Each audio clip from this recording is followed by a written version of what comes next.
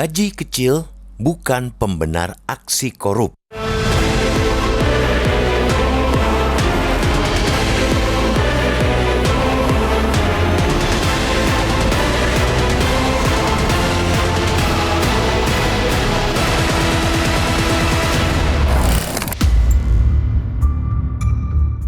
Pernyataan Ketua Umum Asosiasi Pemerintah Kabupaten Seluruh Indonesia (APKASI) Burza Zarnubi dalam Rakernas 17 APKASI di Batam, Kepulauan Riau, Selasa 20 Januari lalu, layak membuat publik terperangah.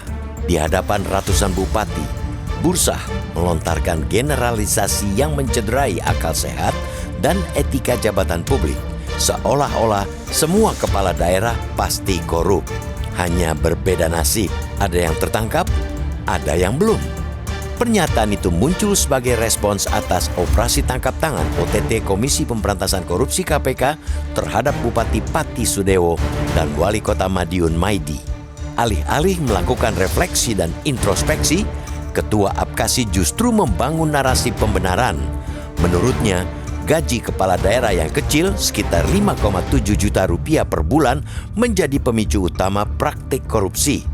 Selebihnya tinggal soal peruntungan, siapa sial, siapa mujur. Logika semacam ini bukan hanya keliru, melainkan juga berbahaya.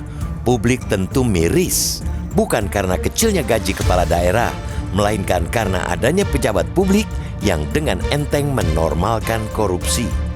Jika alasan itu dikembalikan kepada rakyat sebagai pemilih dalam pilkada, pertanyaan mendasarnya sederhana, yakni siapa yang memaksa para kepala daerah mencalonkan diri?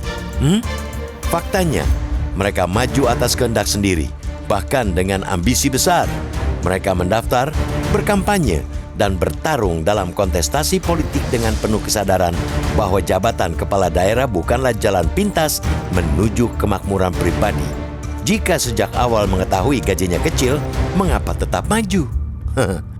Apalagi data kajian Litbang Kementerian Dalam Negeri menunjukkan biaya politik pilkada sangat fantastis.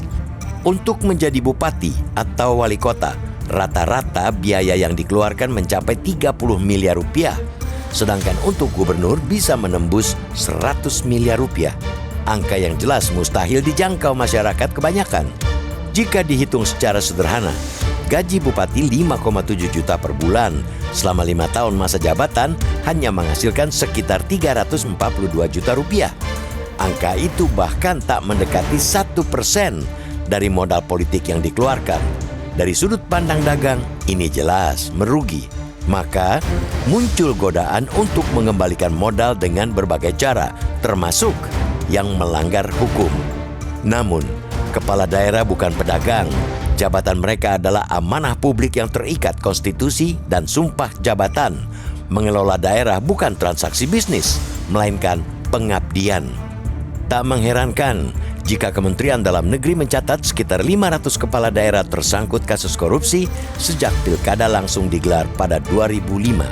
Dari fakta itu, kesimpulan sementara mudah ditarik bahwa akar masalahnya bukan semata gaji yang kecil, melainkan mahalnya biaya politik ditambah watak rakus yang gagal dikendalikan.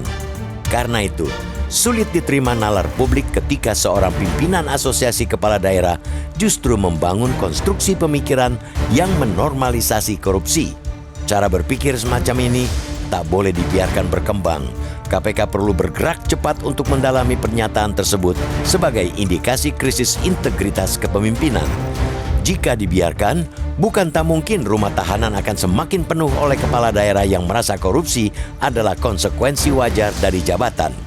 KPK juga perlu memintai keterangan Burza Zarnubi untuk menggali maksud dan kebenaran ucapannya.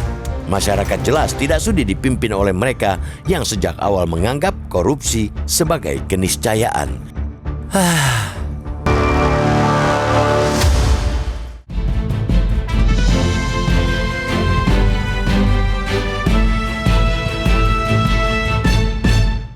Jelajahi cara baru mendapatkan informasi. Download Metro TV Extend sekarang.